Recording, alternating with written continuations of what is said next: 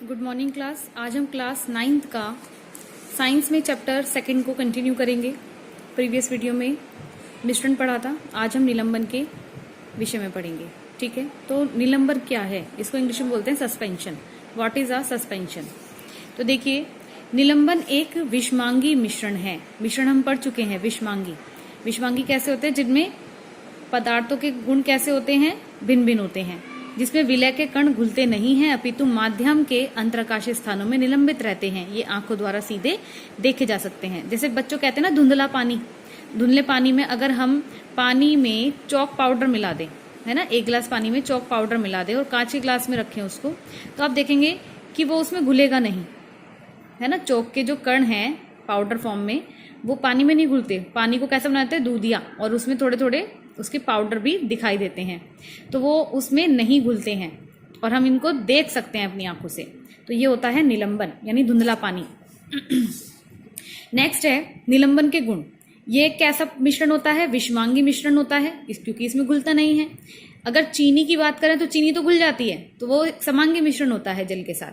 लेकिन chalk powder का कैसा मिश्रण होता है? विषमांगी, जिसे हम कहते हैं निलंबन। ये कण आंखों द्वारा सीधे देखे जा सकते हैं। ये निलंबित कण प्रकाश का प्रकीर्णन कर देते हैं, जिससे उसका मार्ग स्पष्ट रूप से दिखाई देता है। शांत छोड़ देने पर ये कण नीचे बैठ जाते हैं, अर्थात निलंबन अस्थायी होता है। छानन विधि से इन कणों को अलग भी कर सकते हैं, हम इनको फिल्ट्रेशन भी कर सकते हैं, है ना, फिल्टर भी कर सकते हैं। नेक्स्ट आता है कोलॉइडी विलयन। कोलॉइडी विलयन क्या होता है?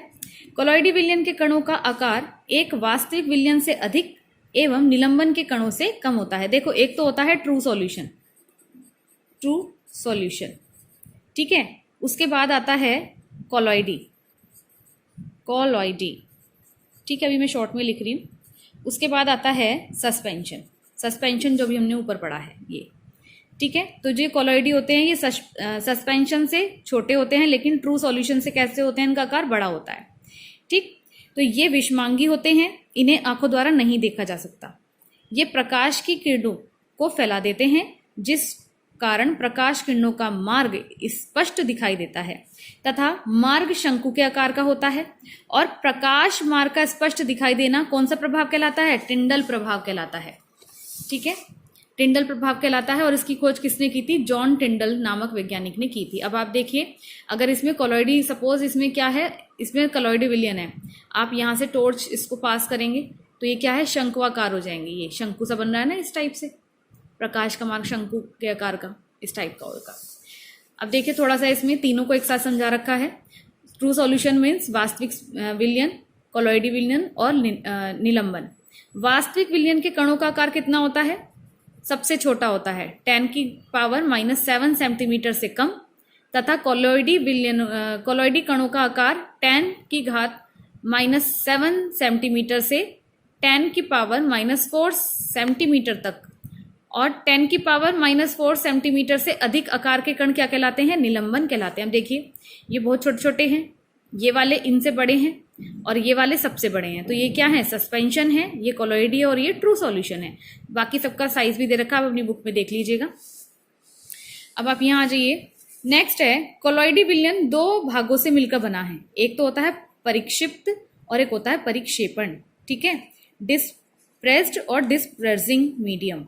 डिस्प्रेस्ड मीडियम क्या होता है? विलयन में विलय पदार्थ के समान वह घटक जिसमें विलय के कणों का आकार कोलॉइडी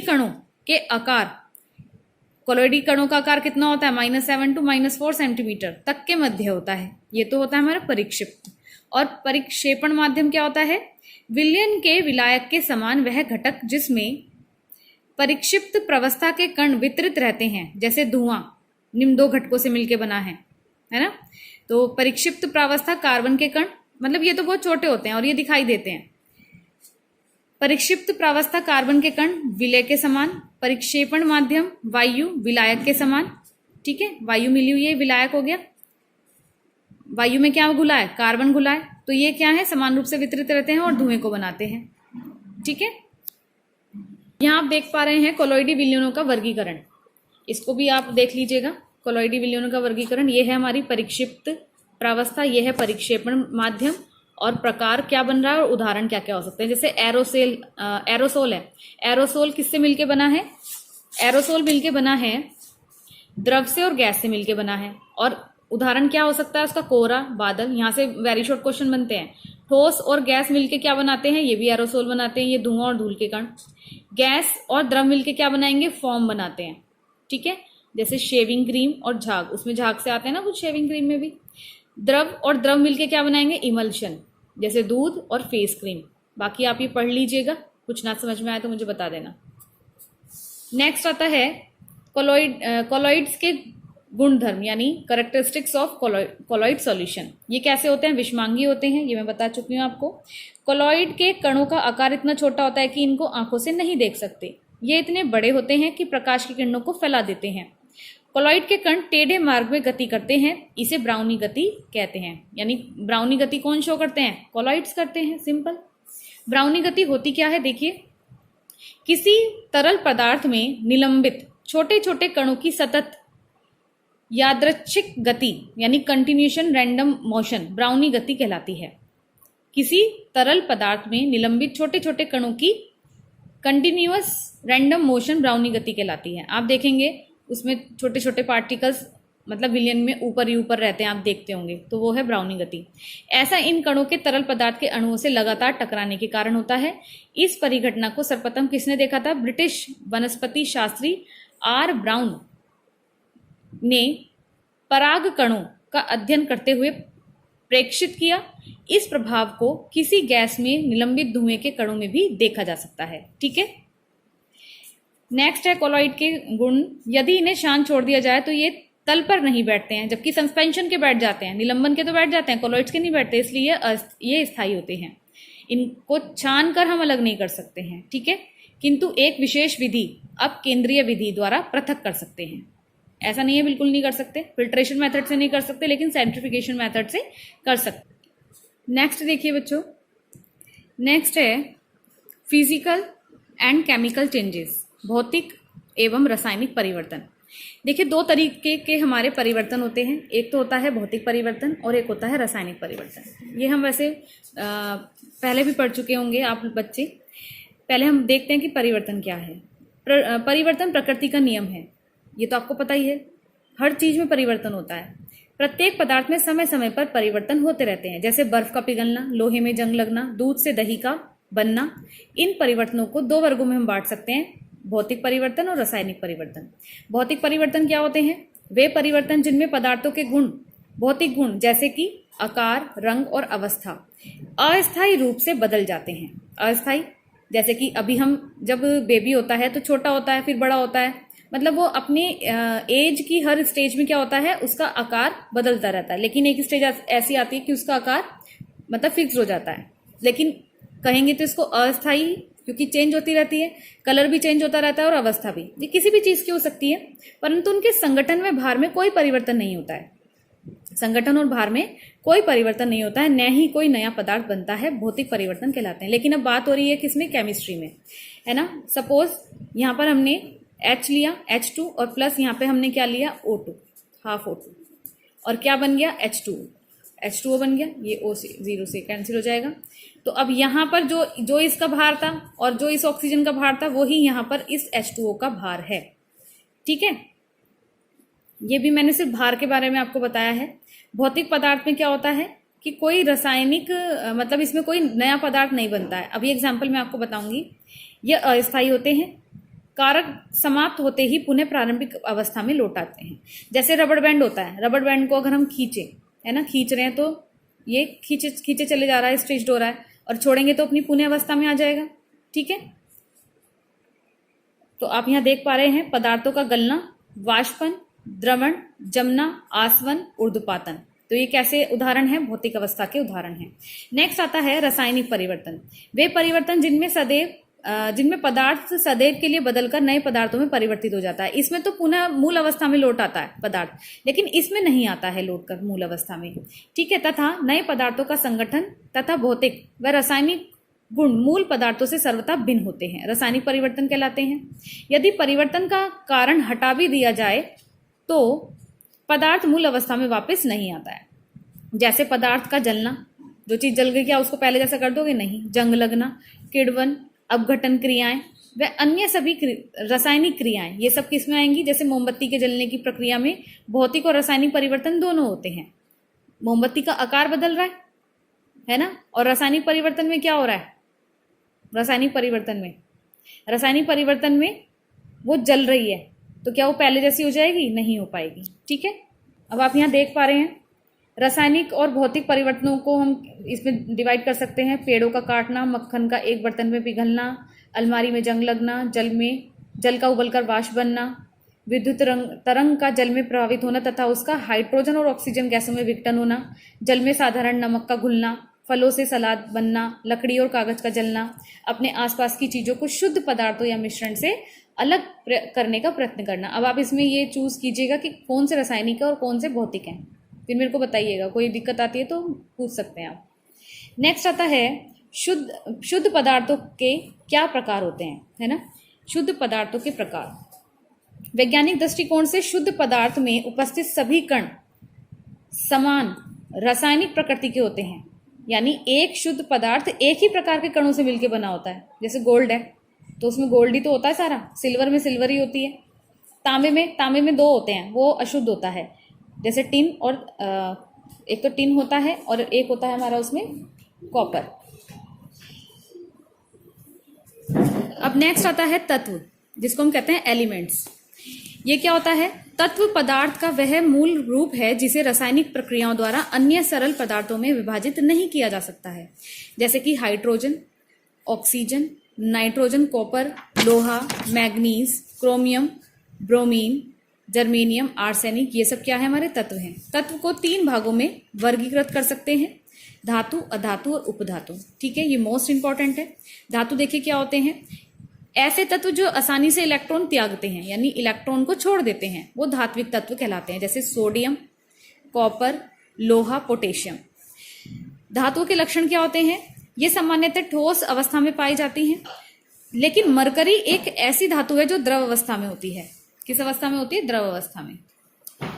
धातु कैसी होती है? चमकीली होती है। जैसे सिल्वर है, गोल्ड है, प्लेटिनम है, ये चमकती हैं, तांबा भी चमकता है। ये ताप व विद्युत की सुचालक होती हैं। ये तन्य होती हैं, अर्थात इनमें तार को खींचे जाने की क्षमता होती है। ये अघात वर्धनीय होती हैं, यानी पीटने की क्षमता, पीट कर इनको मतलब पतली चादर बनाई जा सकती है। उसके अलावा सेकंड पॉइंट आता है हमारा अधातु। अधातु इसके जस्ट अपोजिट होती है धातु के। ऐसे तत्व जो सरलता से इलेक्ट्रॉन ग्रहण करते हैं। जो धातु होती है वो तो इलेक्ट्रॉन को त्यागती हैं और अधातु इसको एक्सेप्ट करती है, इलेक्ट्रॉन को यानी ग्रहण करती हैं, तो वो अधात्विक तत्व कहलाते हैं। जैसे क्लोरीन है, नाइट्रोजन है, ऑक्सीजन है और आयोडीन है। अब इनके गुण क्या क्या होते हैं? ये 3 अवस्थाओं ठोस, द्रव, गैस में पाई जाती हैं। ये विभिन्न रंगों की होती हैं। जैसे कि सल्फर का रंग कैसा होता है? पीला, फास्फोरस का सफेद होता है, ग्रेफाइट का काला रंग होता है। इनमें कोई विशेष चमक नहीं होती है। ये विद्युत की कुचालक होती है। ये अघातवर्धनीय नहीं होती हैं और ये ब्रटाइल यानी भंगुर होती हैं। उसके विपरीत आता है उपधातु। धातु और अधातु जिनमें दोनों के गुण होते हैं वो उपधातु कहलाते हैं। कुछ तत्व धातु व अधातु दोनों के गुण दर्शाते हैं, इन्हें उपधातु कहते हैं। जैसे बोरोन, सिलिकॉन और जर्मेनियम। ठीक है, यहाँ कुछ इंपॉर्टेंट पॉइंट है। पारा धातु होते हुए भी द्रवस्था में पाया जाता है, मैंने बता दिया है आपको, इसको मरकरी भी कहते हैं। ब्रोमीन धातु होते हुए भी द्रव अवस्था में पाई जाती है। आयोडीन अधातु होते हुए भी ठोस अवस्था में पाई जाती है। उसके बाद आता है यौगिक। यौगिक क्या होता है? यौगिक वह पदार्थ होता है जो 2 या 2 से अधिक तत्वों के निश्चित अनुपात में मिलाने पर, निश्चित, देखिए स्टूडेंट्स ये कह रहे हैं निश्चित अनुपात में। ठीक है, मिश्रण में तत्वों का निश्चित अनुपात नहीं होता है, लेकिन यौगिक में निश्चित अनुपात होता है। जैसे H लिया और प्लस O मिलके क्या बन रहा है? H2O। यानी हमने ऑक्सीजन ली है 1, हाइड्रोजन ली है 2, तो निश्चित अनुपात हो गया ना। ऐसा नहीं है कि हमने 4 ऑक्सीजन लिए तो यहाँ पे 1 ही शो हो रहा है, या 4 लेंगे। अगर हमें H2O बनाना है तो हमें 1 ही ऑक्सीजन लेनी है और 2 हाइड्रोजन लेने हैं, तो इनका क्या है? निश्चित अनुपात। ठीक है, जैसे कि आप यहाँ देख पा रहे हैं जल, नमक का क्या होता है? NaCl, सोडियम क्लोराइड, धावन सोडा इत्यादि। ठीक, तो आप इसको यहाँ तक कर लीजिएगा। उसके विपरीत अगर हम देखें मिश्रण भी 2 या 2 से अधिक पदार्थों से मिलकर बना है, तथा यौगिक व मिश्रण में क्या अंतर है ये भी हम देखेंगे। लेकिन इसमें मिश्रण में क्या होता है? अनिश्चित अनुपात होता है, निश्चित नहीं होता है। यहाँ पर देख पा रहे हैं आप मिश्रण और यौगिक में अंतर दे रखा है, आप इसको एक बार पढ़ लीजिएगा। मिश्रण में क्या होता है, तत्व या यौगिक केवल मिश्रण बनाने के लिए मिलते हैं किंतु किसी नए यौगिक का निर्माण नहीं करते हैं, जबकि इसमें नए यौगिक का निर्माण होता है ना। मिश्रण का संगठन परिवर्तनीय होता है, इसको हम बदल भी सकते हैं, लेकिन यौगिक का कैसा होता है, स्थायी होता है, उसमें हम कोई चेंज नहीं कर सकते। मिश्रण उसमें उपस्थित घटकों के गुणधर्मों को दर्शाता है ना। जो हमने इसमें दो तत्व प्रयोग किए हैं मिश्रण बनाने के लिए, और मिश्रण बनने के बाद उनके गुणधर्म और तत्व के गुणधर्म समान रहेंगे, लेकिन यौगिक में क्या होता है, चेंज हो जाते हैं, है ना। जैसे कि हमने यहाँ पर H2O वाला देखा था, यहाँ हाइड्रोजन और ऑक्सीजन की प्रॉपर्टीज कुछ और है, आग लगाने वाली है, ज्वलनशील है, लेकिन पानी की प्रकृति कैसी होती है, आग बुझाने की होती है, तो ये चेंज होगी ना इसकी प्रॉपर्टीज से। तो हम कह सकते हैं कि यौगिक में उपयुक्त पदार्थ, है ना, और बने पदार्थ की जो प्रॉपर्टीज होती हैं वो कैसी होती हैं, भिन्न भिन्न होती हैं। नेक्स्ट आता है, घटकों को भौतिक विधियों द्वारा सुगमता से अलग किया जा सकता है, लेकिन इनको रासायनिक विधियों से अलग कर सकते हैं। इसको भौतिक विधि से सेपरेट कर सकते हैं और इनको रासायनिक विधियों से सेपरेट किया जा सकता है। उसके बाद यहाँ पर पदार्थों का निम्न रूप में वर्गीकरण कर रखा है। जैसे पदार्थ है तो शुद्ध अवस्था में होता है और अशुद्ध, दो तरीके से हमें मिलता है। शुद्ध अवस्था में तत्व और यौगिक होते हैं, एग्जाम्पल दे रखा है, जैसे कॉपर, आयरन, हाइड्रोजन, जल, नमक और चीनी, ये यौगिक के हैं। इसके अगर हम यही देखें तत्व की बात करें तो तत्व में अभी हमने यहाँ पर पढ़ा था धातु, अधातु और उपधातु, धातु, उपधातु और अधातु, इन्होंने इस तरीके से लिख रखा है, तो आप इसको देख लीजिएगा। सिर्फ उपधातु दो ही हैं, आर्सेनिक और जर्मेनियम, ठीक है। उसके बाद अगर हम अशुद्ध पदार्थ की बात करें तो समांगी मिश्रण और विषमांगी मिश्रण, ये हम पढ़ चुके हैं। समांगी मिश्रण जैसे दूध और शरबत का मिश्रण, विषमांगी मिश्रण जैसे बालू, रेत और कंकड़ और कोयला मिला दो, तो इन सब का मिश्रण। ये आपका चैप्टर कंप्लीट हो गया है। मैं आपको इसके क्वेश्चन सेंड करूंगी, तो वो आपको करने हैं। कोई क्वेश्चन में अगर प्रॉब्लम आती है तो आप मुझसे पूछ सकते हैं। Thank you.